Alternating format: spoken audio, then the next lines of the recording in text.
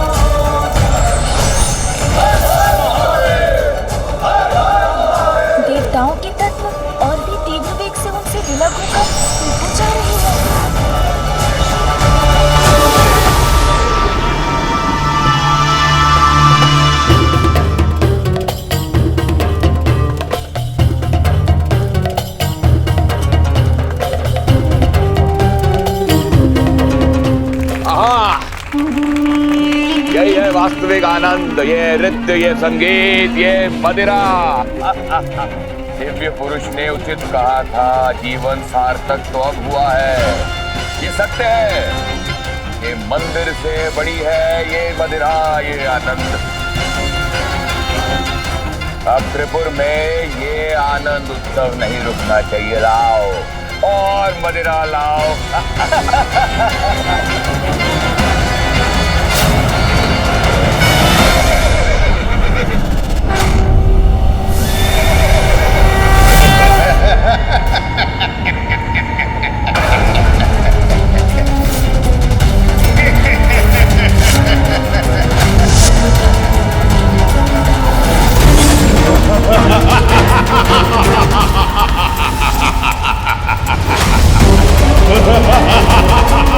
भ्राताश्री, ये काली छाया कैसी है जो त्रिपुर को ग्रसने का दुस्साहस कर रही है? जो भी है हमारे समक्ष आओ, अन्यथा मृत्यु के लिए तैयार हो जाओ।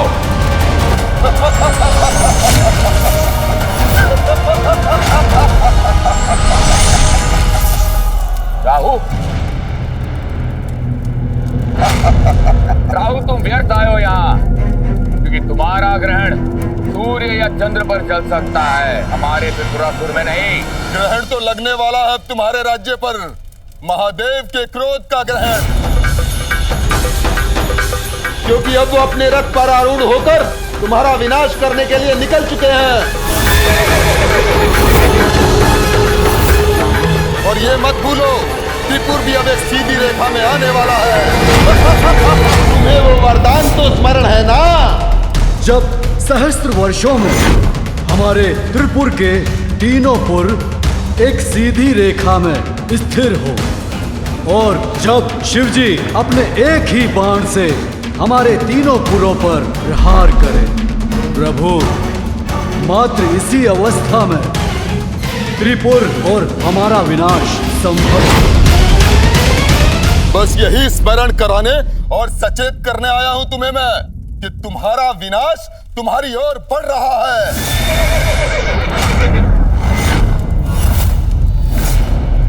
इसलिए मेरे प्रिय असुरों, यदि किसी उपाय से अपनी रक्षा कर सकते हो तो कर लो, क्योंकि बहुत कम समय शेष है तुम्हारे पास।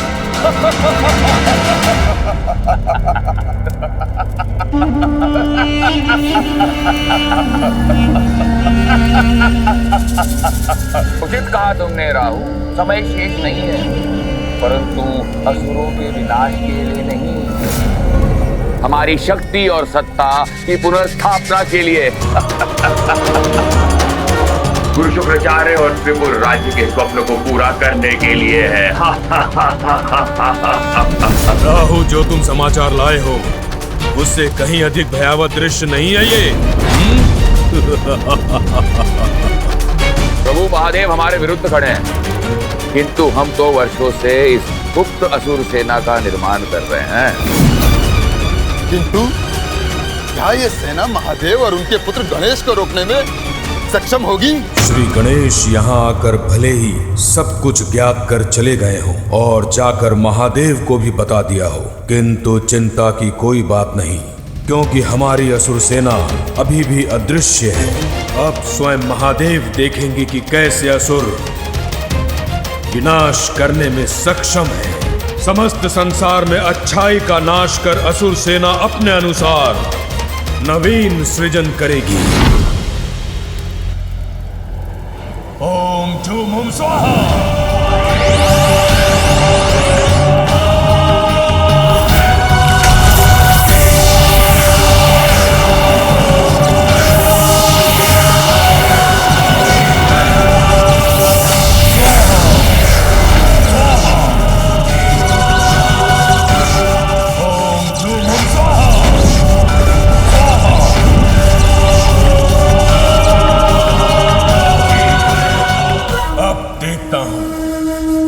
हमारी असुरी सेना से संसार की रक्षा कौन करता है?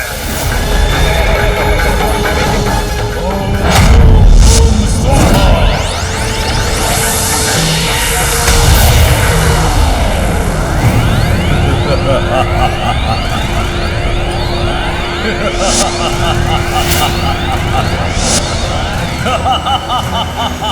अब हमारी असुर सेना जीवित होने के लिए तत्पर है।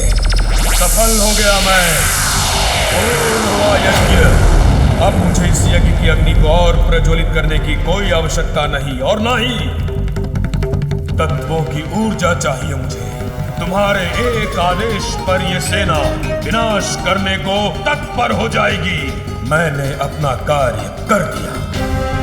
अब तुम त्रिपुरासुर अपना कर्तव्य निभाओ। हर हर महादेव।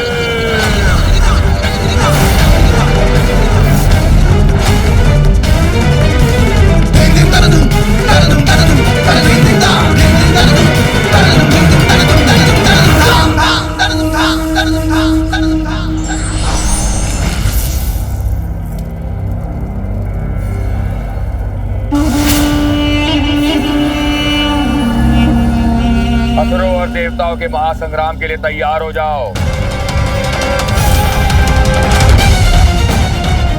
एक ऐसा महासंग्राम जहाँ विजय अवश्य असुरों की ही होगी।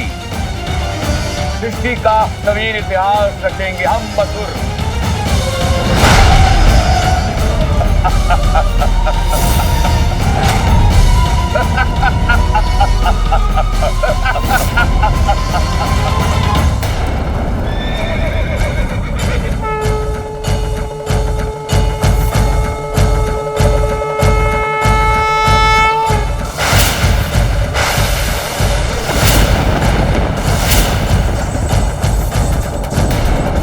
हमारा विनाश करने बढ़ रहे हैं, किंतु हम भी उनके बाण का उचित उत्तर देंगे। हमारे महाअसुर बाण से, हमारे महाअसुर बाण से। त्रिपुर असुर योद्धा उठो और भयानक सर्वनाशक बाण की आकृति लेकर नष्ट भ्रष्ट कर दो उस बाण को जो बाण ही नहीं है, उस धनुष को जो धनुष नहीं है, उस रथ को जो रथ ही नहीं है।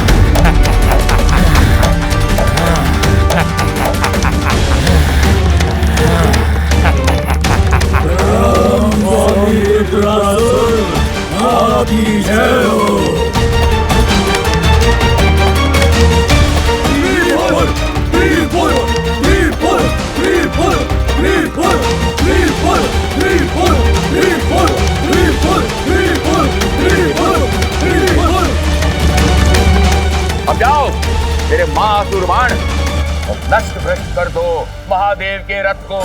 जाओ।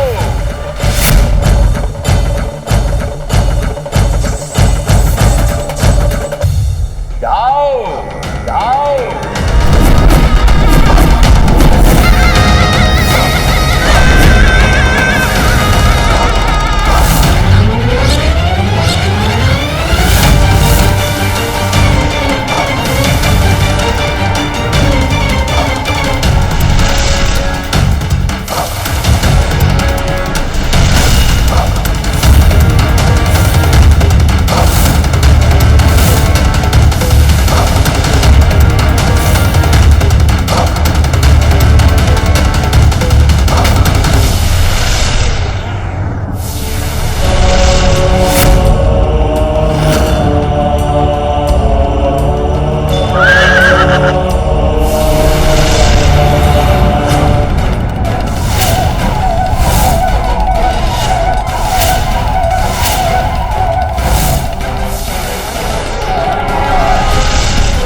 प्रभु महादेव के रथ पर असुरी शक्ति का महाबाण चलाकर इन ढोंगी असुरों ने अपनी धृष्टता का परिचय तो दे ही थी।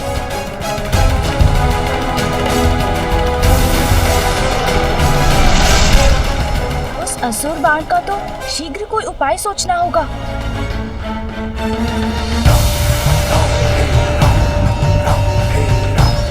प्रभु महादेव, ये असुर बाण हमारी ओर तीव्र गति से आ रहा है और आप विष्णु बाण मात्र एक बार ही प्रयोग कर सकते हैं और साधे हुए बाण को हटाकर दूसरा बाण लगाना अधार्मिक होगा।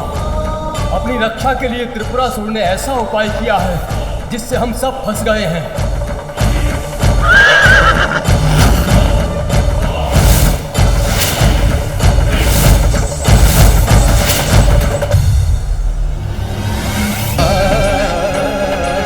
यदि हम शक्ति से संपन्न होते तो अवश्य महादेव का साथ देने के लिए इस युद्ध में भाग लेते। हम क्या करेंगे महादेव, क्या करेंगे?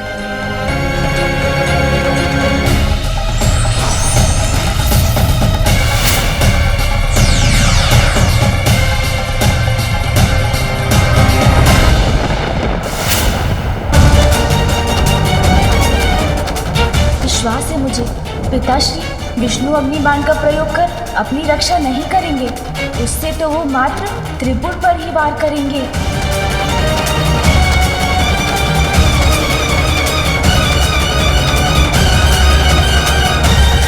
मुझे अभी कुछ करना होगा।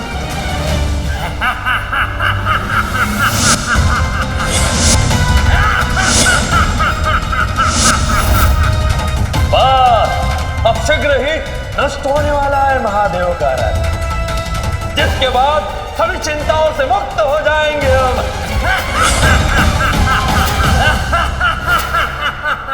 माँ, मुझे पिताश्री की सहायता करने जाने की अनुमति दीजिए।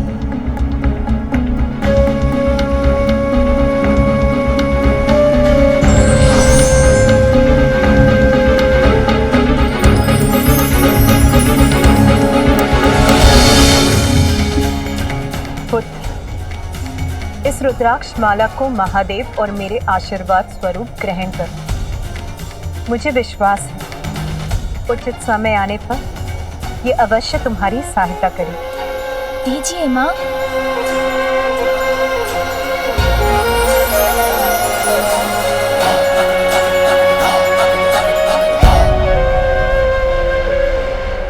प्रणाम माँ।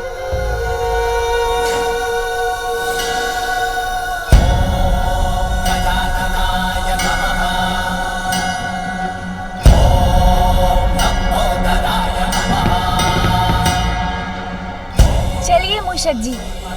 चलिए प्रभु।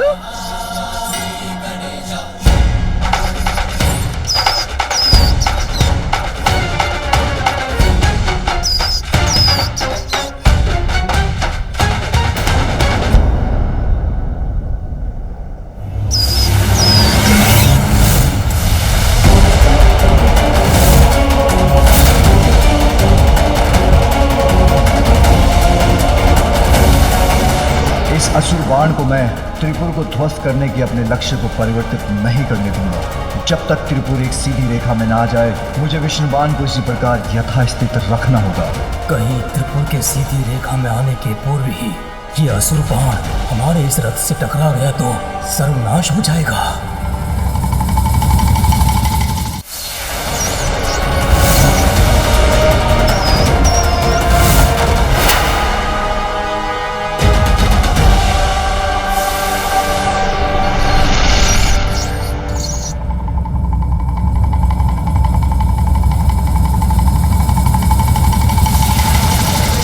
असुर गुरु शुक्राचार्य हमारी सफलता देखकर अत्यंत प्रसन्न होंगे।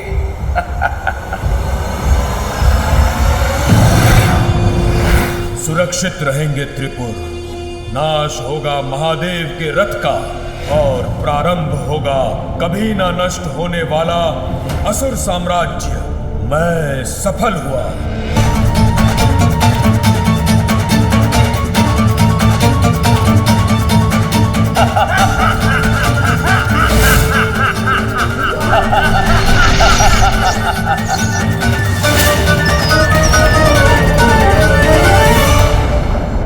मूषक जी, यही उचित समय है।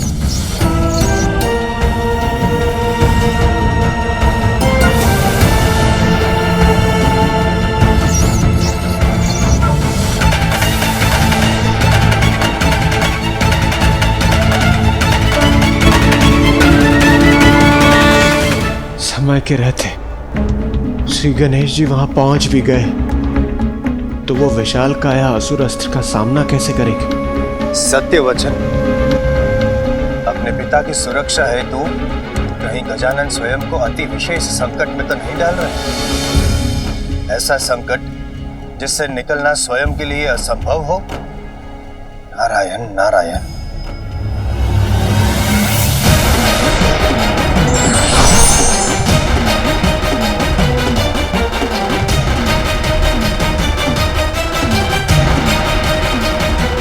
अपना आकार कितना भी बढ़ा ले गणेश, हमारे अपराजय अस्त्र से टकराकर यह अवश्य नष्ट हो जाएगा।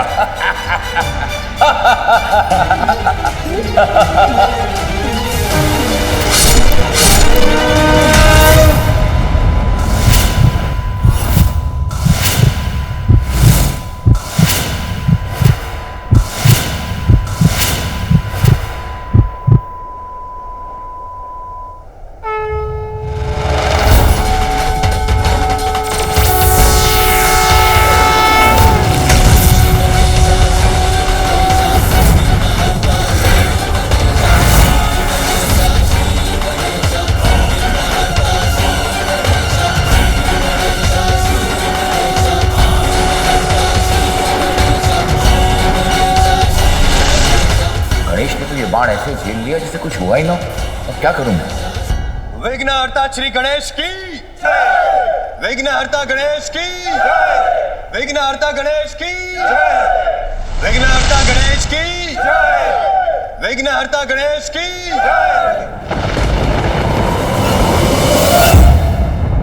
अनर्थ, घोर अनर्थ। गणेश ने तो मेरा ये प्रयास भी विफल कर दिया।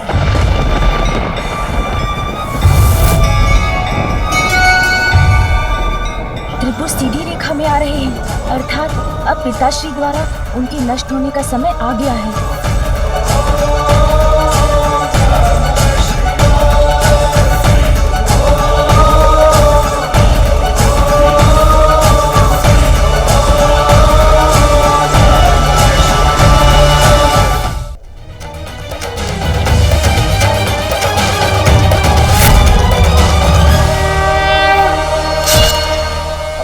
अभी समाप्त नहीं हुआ शिवपुत्र गणेश। तेरी अजय असुर सेना शेष है अभी। एक ओर का वार तो तुमने रोक लिया, परंतु जब सारी दिशाओं से घेर कर तुम पर आक्रमण होगा तो तुम इस आक्रमण को रोक नहीं पाओगे। महादेव का रथ नष्ट होकर ही रहेगा।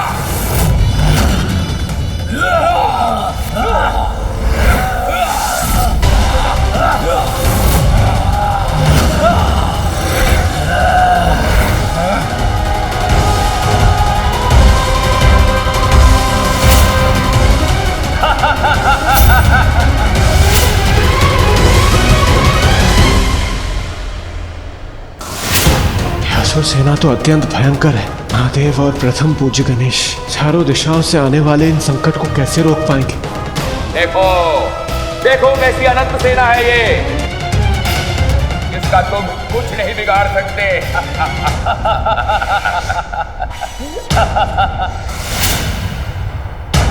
विनाश यदि आज होगा तो देवताओं का और अन्य जीवों का, क्योंकि इसके पूर्व ये सभी त्रिपुर एक सीधी रेखा में आए हमारी ये सेना महादेव के रथ को ध्वस्त कर देंगी।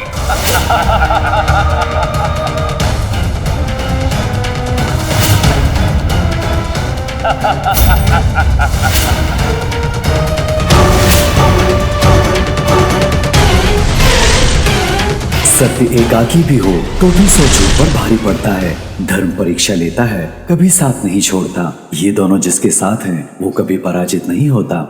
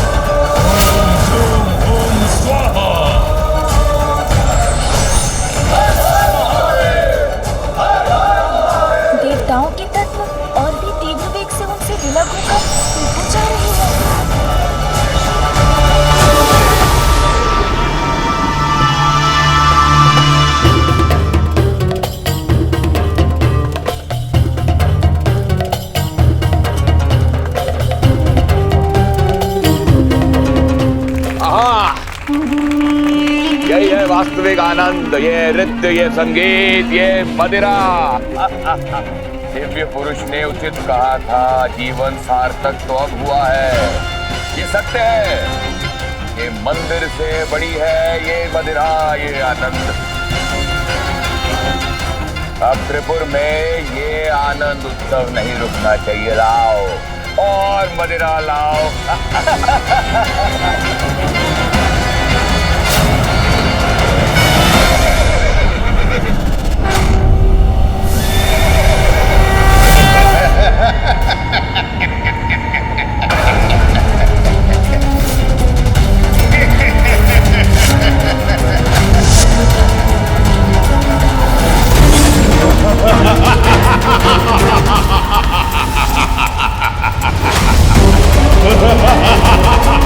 भ्राताश्री, ये काली छाया कैसी है जो त्रिपुर को ग्रसने का दुस्साहस कर रही है? जो भी है हमारे समक्ष आओ, अन्यथा मृत्यु के लिए तैयार हो जाओ।